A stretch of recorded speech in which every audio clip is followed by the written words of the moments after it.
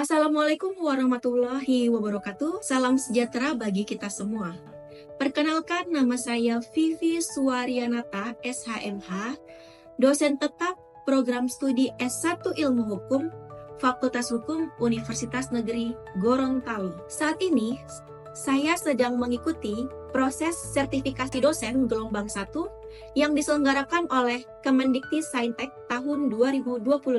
Sebagai bagian dari proses tersebut, saya menyusun dokumen pernyataan diri dosen atau PDD dalam rangka unjuk kerja Tridharma Perguruan Tinggi atau UKTPT. Pada kesempatan kali ini, saya akan menjelaskan tentang mata kuliah hukum pidana. Mata kuliah hukum pidana merupakan mata kuliah hukum wajib atau dasar bagi mahasiswa program studi S1 Ilmu Hukum, yang merupakan mata kuliah yang mempelajari tentang aturan hukum yang mengatur tentang perbuatan yang dilarang oleh undang-undang, termasuk sanksi pidana yang dikenakan terhadap pelanggarnya, serta prinsip-prinsip dasar pertanggungjawaban pidana. Mata kuliah ini diberikan pada semester genap dengan bobot 3 SKS. Adapun CPMK dalam mata kuliah ini, mahasiswa diharapkan mampu memahami, menganalisis teori, konsep, prinsip, serta prosedur dasar dalam bidang hukum pidana, beserta menyesuaikan pemahaman dengan perkembangan keilmuan hukum dan dinamika praktik di masyarakat. Topik yang akan saya bahas pada sesi ini adalah pertanggungjawaban pidana yang merupakan salah satu elemen fundamental dalam hukum pidana. Proses pembelajaran terbagi menjadi 3 tahapan utama. Tahapan pertama, ceramah dan pengantar materi dengan memberikan penjelasan konseptual tentang pertanggungjawaban pidana yang terdiri dari kemampuan bertanggung jawab, tidak mampu bertanggung jawab sebagian, unsur kesalahan, bentuk kesengajaan, kurang mampu bertanggung jawab, serta alasan pembenar dan alasan pemaaf. Tahap kedua terdiri dari interaksi kelas atau tanya jawab. Pada tahap ini, saya akan membuka ruang dialog dengan mahasiswa melalui tanya jawab interaktif. Metode ini bertujuan untuk mengembangkan daya analitis kritis mahasiswa serta kemampuan berpikir kritis terhadap materi yang telah disampaikan. Tahap ketiga, diskusi model case method. Selanjutnya, mahasiswa dibagi dalam kelompok untuk membahas kasus-kasus aktual dari masyarakat yang berkaitan dengan pertanggungjawaban pidana. Melalui pendekatan case method, mahasiswa diharapkan mampu menganalisis permasalahan secara komprehensif, menyusun argumentasi hukum, dan memberikan rekomendasi berbasis teori dan prinsip hukum pidana yang relevan. Sistem penilaian dalam mata kuliah hukum pidana berdasarkan indikator capaian pembelajaran terdiri dari komponen dan juga bobot penilaian. 1. Kehadiran dan partisipasi aktif. Kedua, tugas mandiri. Ketiga, ujian tengah semester. Keempat, tugas kelompok dan presentasi atau studi kasus. Yang kelima, ujian akhir semester. Berikut ini cuplikan tayangan videonya.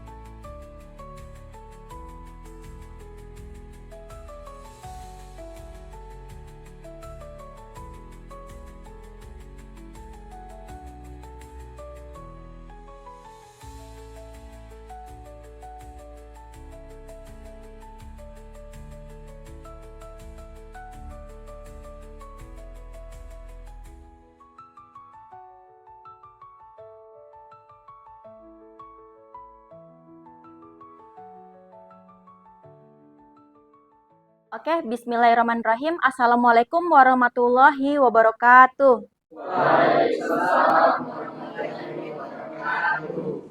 Bagaimana kabarnya pada hari ini? Oke, ini kita sudah masuk ke pertemuan yang ke-6 ya. Sebelum kita memulai untuk perkuliahan pada hari ini, alangkah baiknya kita berdoa dulu menurut agama dan kepercayaan kita masing-masing. Saya berikan waktu dan kesempatan, silakan berdoa. Oke, berdoa selesai.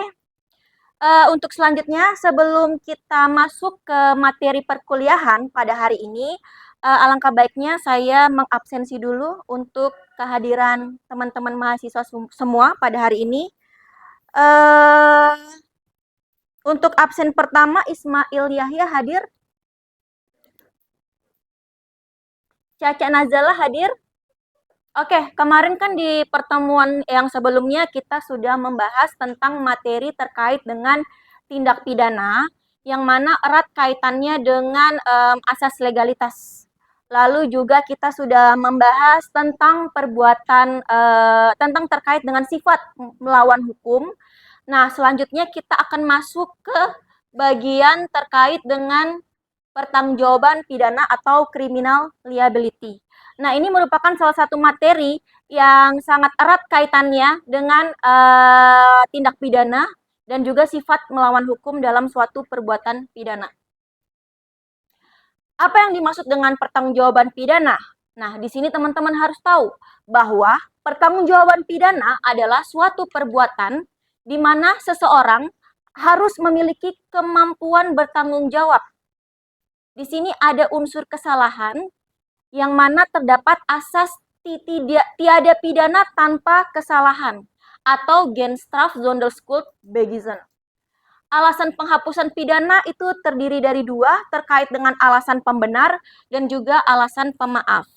Nah, jika diilustrasikan dengan apa yang dimaksud dengan pertanggungjawaban pidana, ini teman-teman mahasiswa kita bisa melihat di sini ya. Ini suatu perbuatan atau dikatakan sebagai actus rea plus mens rea atau kesalahan. Maka terjadilah suatu tindak pidana. Jadi kemampuan pertanggungjawaban pidana seseorang itu memang di dalam KUHP kita yang sekarang, yang mana kita masih menggunakan KUHP nasional, itu di mana memang tidak mengatur terkait dengan pertanggungjawaban pidana secara spesifik atau detail. Namun ada beberapa ahli yang mengatakan bahwa seperti yang dikatakan oleh Romli Atmasasmita terkait dengan apa itu pertanggungjawaban pidana, di sini pertanggungjawaban pidana adalah suatu perbuatan yang mana perbuatan tersebut itu perbuatan tercela oleh masyarakat yang harus dipertanggungjawabkan pada si pembuat atas perbuatan yang dilakukan. Bagaimana sih seseorang bisa dikatakan dia itu mampu bertanggung jawab? Jadi memang kita lihat dari satu, keadaan jiwa seseorang. Apakah seseorang itu terganggu oleh penyakit? Ataukah tidak cacat dalam pertumbuhannya? Ataukah tidak dalam kondisi tertekan? Jadi di situ ya. Nah, kemampuan jiwa seseorang juga perlu diperhatikan bahwa dapat menyadari hakikat tindakannya, dapat menentukan kehendaknya, dan dapat mengetahui bahwa tindakannya itu tercela atau tidak. Terkait dengan pertanggungjawaban pidana, seseorang itu tidak mampu bertanggung jawab. Ini kita lihat bahwasanya dia belum berusia 16 tahun ya. Di sini teman-teman mahasiswa. Dan ketika seseorang itu jiwanya itu cacat karena pertumbuhan penyakit. Dan tadi kan Ibu sudah sampaikan terkait dengan pertanggungjawaban sebagian, itu terkait dengan kleptomania, piromania, klaustrofobia, dan juga ketika seseorang itu dikatakan sebagai dia mabuk. Lalu ukuran dipakai untuk menentukan tidak mampuan bertanggung jawab itu ada ukuran deskriptif, psikiater, dan juga terkait dengan normatif dari hakim. Nah, tadi kan Ibu sudah menulis di dalam papan tulis ini bahwa seseorang dikatakan mampu bertanggung jawab ketika ada unsur actus rea atau perbuatan ditambah mens rea atau kesalahan ya. Maka terjadilah suatu tindak pidana. Nah, kalau unsur kesalahan ini dalam arti luas ini merupakan suatu pertanggungjawaban pidana. Dan dalam arti sempit itu dikatakan sebagai dolus dan juga culpa. Dan adapun asas kesalahan itu tadi sudah disampaikan di awal, itu Genstraf Sonderschuld atau actus non facit reum nisi mens atau sit rea. Atau dalam bahasa Inggrisnya, itu an act does not constitute itself guilt unless the mind is guilty. Jadi terdapat unsur-unsur kesalahan di situ, teman-teman mahasiswa. Unsurnya itu mampu bertanggung jawab, ada hubungan batin antara pelaku dan perbuatan, lalu juga tidak ada alasan pemaaf yang bisa menghapuskan kesalahan pelaku. Karena biasanya ketika seseorang melakukan suatu kesalahan, seseorang itu berarti dia itu mempunyai niat atau biasanya juga mempunyai tujuan kenapa melakukan perbuatan tersebut, padahal yang dengan jelas perbuatan tersebut itu melanggar peraturan perundang-undangan atau tercela di dalam lingkup masyarakat. Pertanggungjawaban pidana ini tidak lepas dari yang namanya unsur kesengajaan atau dolus. Kenapa? Biasanya seseorang yang melakukan suatu perbuatan pidana itu ada erat kaitnya itu disengaja. Dan kesengajaan ini merupakan suatu kehendak untuk mewujudkan suatu unsur-unsur dalam tindak pidana. Karena kesengajaan itu berarti mengetahui akibat dari perbuatannya. Lalu lanjut lagi terkait dengan rumusan kesengajaan di dalam KUHP. Di sini teman-teman bisa cek KUHP-nya. Nah, ini ada di pasal 187 sampai 372 KUHP. Lalu juga jenis-jenis kesengajaan ada berbagai macam. Ada dolus determinatus, dolus indeterminatus, dan sampai dolus natus. Nah, ini kesesatan error. Ini ketika seseorang itu memang ada unsur error in persona, sehingga itu dapat mempengaruhi suatu tindak pidana. Biasanya nih, seseorang melakukan suatu perbuatan tidak pidana tidak hanya didasarkan dengan unsur kesengajaan belaka. Nah, tetapi juga terkadang adanya unsur kelalaian atau culpa. Kenapa dikatakan sebagai hal-hal yang sifatnya itu lalai?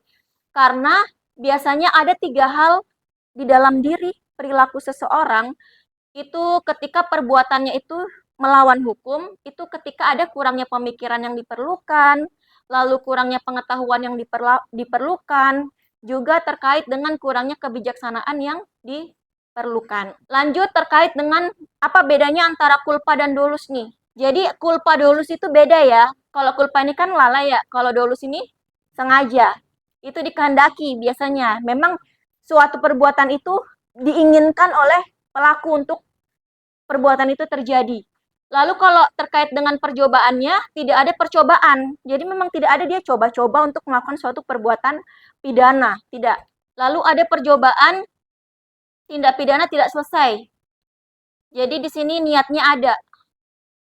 Lalu ini pengaturannya di dalam KUHP di pasal 359, 360, dan kalau untuk terkait dengan dolus di pasal 338 KUHP. Dan ancaman pidananya jelas berbeda. Kalau terkait dengan culpa itu lebih ringan. Kalau semisal dolus itu lebih berat ya ancaman pidananya. Ini ada culpa terkait dengan culpa lata dan dolus eventualis. Pelaku harus dapat menduga akibat yang mungkin terjadi. Dan itu ada kecerobohan juga di dalamnya. Ada niat, ada kesadaran juga akibat dari perbuatan yang terjadi. Ini ada culpa yang disadari dan juga ada culpa yang tidak disadari. Dan pengaturan pasalnya juga berbeda. Ada di pasal 282 ayat 2, 292, 418, dan juga pasal 480 KUHP. Lalu selanjutnya rumusan culpa dalam KUHP. Ini teman-teman bahwasanya karena kesalahan pasal 188 KUHP.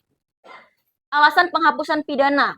Nah, kenapa seseorang bisa dikatakan sebagai seseorang yang bisa dihapus pidananya? Biasanya alasan yang memungkinkan ketika seseorang itu melakukan perbuatan itu ada 2, alasan pembenar dan juga alasan pemaaf.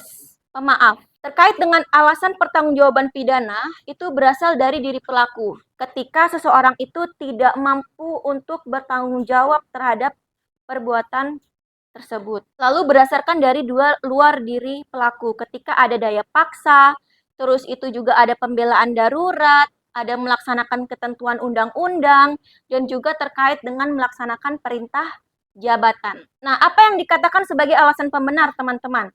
Di sini alasan pembenar ini merupakan alasan yang dapat menghapuskan sifat melawan hukum perbuatan. Karena di sini nantinya ujung dari alasan pembenar ini adalah bebas oleh keputusan hakim. Lalu juga terkait dengan pembelaan terpaksa, di dalam KUHP itu ada unsur-unsurnya yang bersifat terpaksa. Yang dibela adalah kepentingan diri sendiri atau orang lain, kehormatan, kesusilaan, harta benda, lalu juga adanya serangan atau ancaman serangan yang serius dan tiba-tiba serangan tersebut tiba-tiba bersifat melawan hukum. Nah, lalu selanjutnya alasan pembenar ketika melaksanakan ketentuan undang-undang. Nah, saudara, di sini di pasal 50 KUHP ini alasan pembenar diatur ya. Jadi undang-undang diatur setiap aturan yang dibuat oleh badan yang berwenang dan juga undang-undang berarti hukum itu tertulis jadi tidak boleh bertentangan dengan asas legalitas. Ini alasan pembenar lagi terkait dengan itikat baik melaksanakan perintah jabatan yang sah. Bagaimana dikategorikan kasus yang seperti ini, Bu? Ini ketika semisal tentara nih. Kan dia mau nggak mau ketika ada musuh, dia harus membunuh musuh tersebut ketika mau melarikan diri. Nah, dia tidak bisa dipidana karena alasan pembenar ini, karena melaksanakan perintah jabatan yang sah. Dan dia seorang tentara. Dan ketika mau menjaga NKRI dan harus melawan musuh, dia memang harus melumpuhkan lawan dengan melakukan serangan atau tembakan. Seperti itu. Lalu alasan pemaaf. Terkait dengan alasan pemaaf, ini alasan yang menghapus sifat melawan hukum seseorang, di mana alasan pembenar dilihat dari sisi perbuatannya atau objektifnya. Kalau alasan pembenar ini terkait dengan contoh nih, tindakan pencabutan nyawa yang dilakukan eksekutor penembak mati terhadap terpidana mati. Lalu alasan pemaaf adalah alasan yang menghapus kesalahan dari pelaku suatu tindak pidana sedangkan perbuatannya tetap melawan hukum. Jadi dalam alasan pemaaf dilihat dari sisi orangnya. Kalau alasan pembenar dari sisi perbuatannya. Nah, karena berhubung kita akan menerapkan Undang-Undang Nomor 1 Tahun 2023 di tahun 2026 nanti, ini saya harap teman-teman mahasiswa di kelas ini sudah mulai untuk mempersiapkan, mempelajari terkait dengan Undang-Undang Nomor 1 Tahun 2023 tentang Kitab Undang-Undang Hukum Pidana. Ini merupakan undang-undang yang sudah dibuat oleh pemerintah untuk digunakan. Jadi kita tidak menggunakan lagi KUHP yang lama. Namun karena kita sekarang masih menerapkan, maka Ibu melakukan perbandingan dua pengaturan ya, di KUHP lama dan di KUHP yang baru.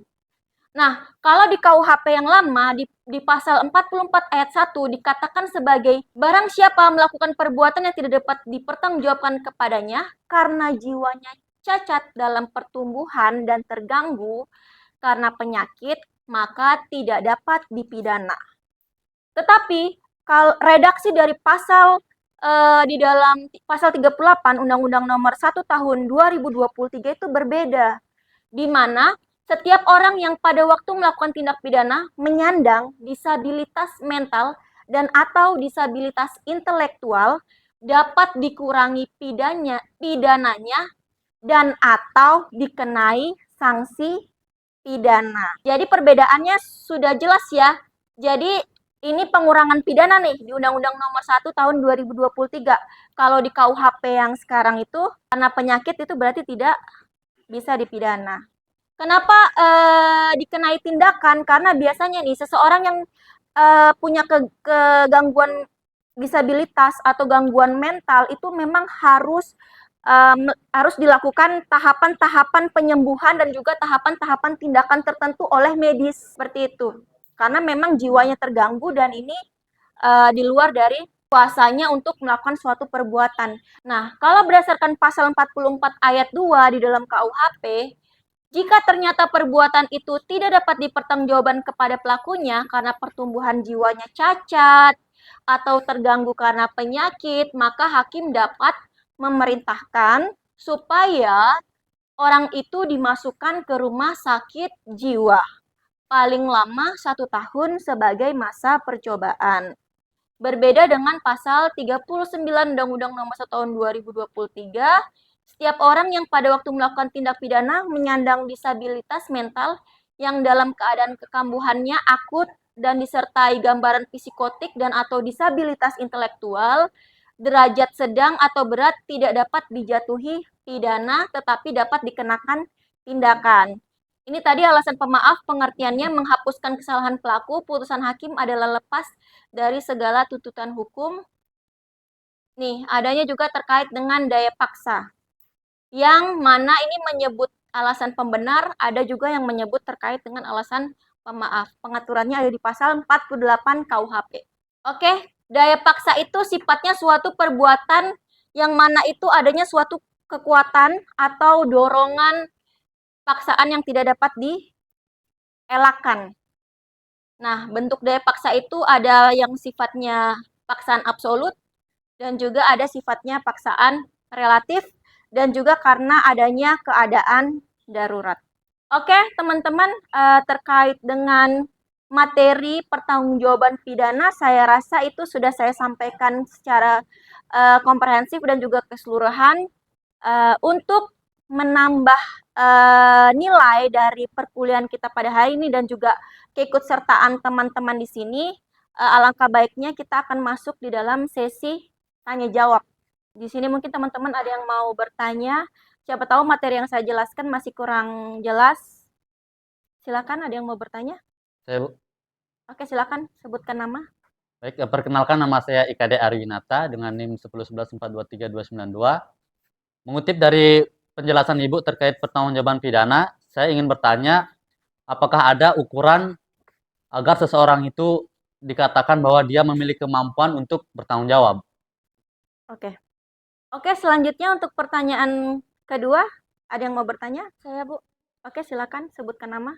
Baik Bu, perkenalkan nama saya Caca Nazala Kistilantong. Saya akan bertanya tentang pertanggungjawaban. Berdasarkan indikator kemampuan bertanggung jawab,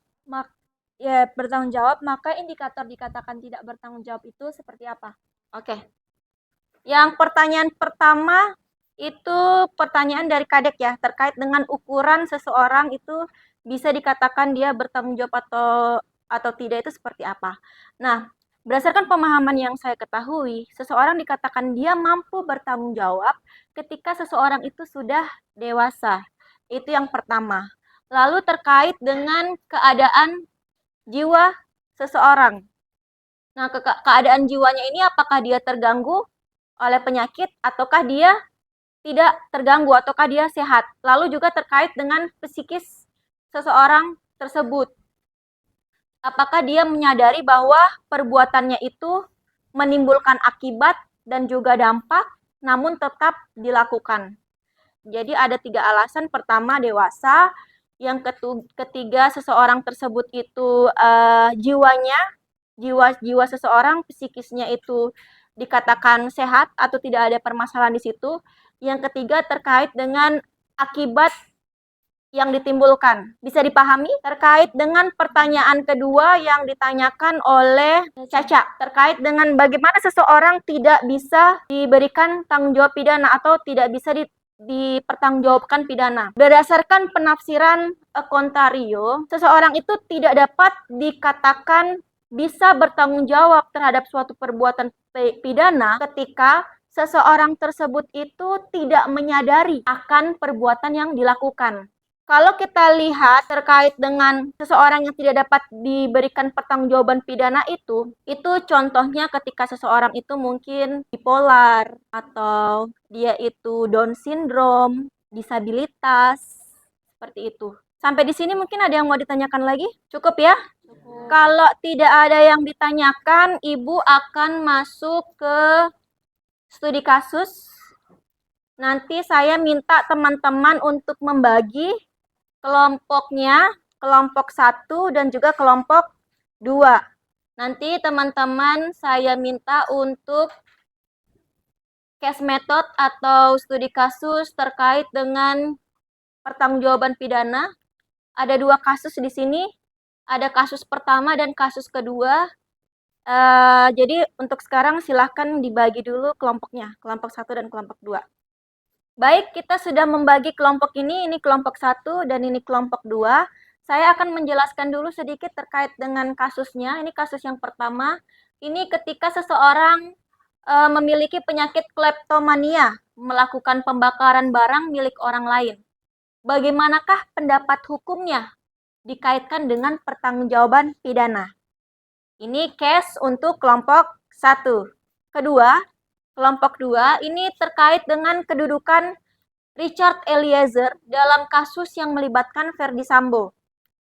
Ada alasan pemaaf di mana Richard Eliezer melakukan penembakan dikarenakan adanya perintah oleh pimpinan atau atasan tanpa wewenang untuk menembak Joshua, di mana sesuai dengan berita acara pemeriksaan ada arahan dari Ferdy Sambo selaku atasan kepada Eliezer untuk menembak Joshua sehingga dalam hal ini unsur kesalahan dalam diri pelaku ditiadakan. Konsekuensinya Eliezer lepas dari tuntutan hukum. Bagaimana menurut pendapat kelompok 2 terkait dengan kasus tersebut? Oke, saya berikan waktu sekitar 10 menit untuk berdiskusi. Silakan teman-teman diskusikan terlebih dahulu. Nanti kalau semisal 10 menitnya sudah habis, maka saya minta masing-masing kelompok untuk menunjuk perwakilannya untuk menyampaikan apa yang sudah dibahas sebelumnya. Diskusinya sudah selesai. Silakan teman-teman yang menjadi perwakilan untuk menyampaikan pendapat terkait dengan kasus yang sudah Ibu berikan. Silakan untuk kelompok pertama dulu ya. Baik, saya Bu, perwakilan dari kelompok 1 atas nama Dewa Nyaman Sogi Aditya dengan NIM 1011423 159. Nah, jadi Bu, kleptomania itu adalah dorongan untuk mengambil barang milik orang lain atau dapat dikatakan mencuri sehingga pelaku masih tetap dapat dimintai pertanggungjawaban.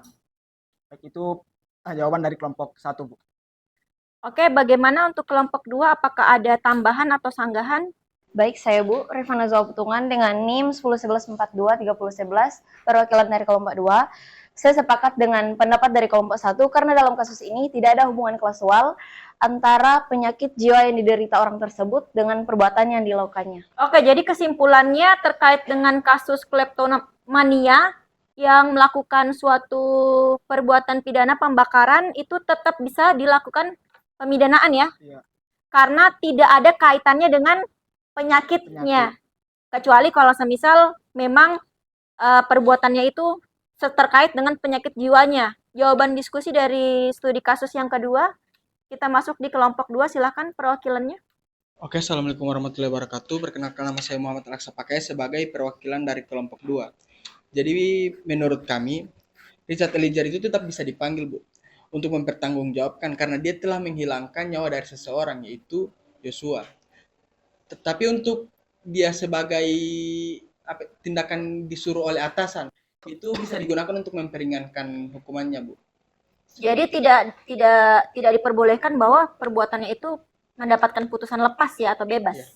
Ya, tetap bisa, tetap harus dipertanggungjawabkan terkait dengan pidananya karena memang sudah perbuatan yang menghilangkan nyawa seseorang. Mungkin dari kelompok 1 ada yang ingin menambahkan? Sebenarnya perkenalkan nama saya Dedi Satini dengan NIM 1011423007. Kalau dari kelompok kami sependapat dengan kelompok 2, akan tapi izin menambahkan sedikit terkait peristiwa yang terjadi pada Eliezer di kasusnya Verdi Sambo. Kalau identifikasi dari kelompok kami itu identifikasi kami yaitu adanya relasi kuasa yang terjadi antara Eliezer dan Verdi Sambo. Pada saat itu kondisi Eliezer ini sedang berada dalam ketakutan yang sangat luar biasa. Sehingga apa? Ini mengakibatkan Eliezer itu tidak berani ataupun tidak mampu menolak perintah instruksi dari atasannya. Karena apa yang akan terjadi? Yang akan terjadi ketika dia menolak instruksi ataupun arahan daripada atasannya ini, karena nantinya dia akan menjadi korban. Nah, dengan alasan-alasan tadi itu, atau adanya unsur daya paksa tersebut, atau yang disebut dengan overmah dalam hukum pidana, itu juga bisa menjadi salah satu agar si Eliezer ini bisa lepas daripada jerat hukuman. Atau setidaknya itu bisa mengurangkan hukuman pidananya. Mungkin hanya itu dari kelompok kami. Oke, sebelumnya berikan aplaus buat kelompok 1 dan kelompok 2. Saya rasa terkait dengan materi pertanggungjawaban pidana ini teman-teman sudah cukup memahami ya, cukup ya terkait dengan diskusi kali ini. Oke teman-teman, alhamdulillah tadi kita sudah diskusi ya terkait dengan kasus, baik itu kasus pertama maupun kasus kedua yang menambah wawasan kita terkait dengan materi pertanggungjawaban pidana.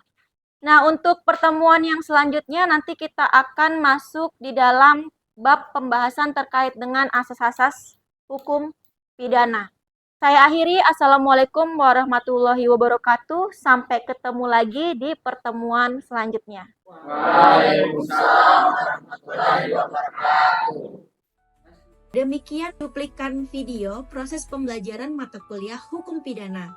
Semoga dapat memberikan manfaat dan dapat menjadi kontribusi nyata dalam pengembangan ilmu hukum serta peningkatan mutu pendidikan tinggi. Terima kasih atas perhatian dan waktunya. Wassalamualaikum warahmatullahi wabarakatuh.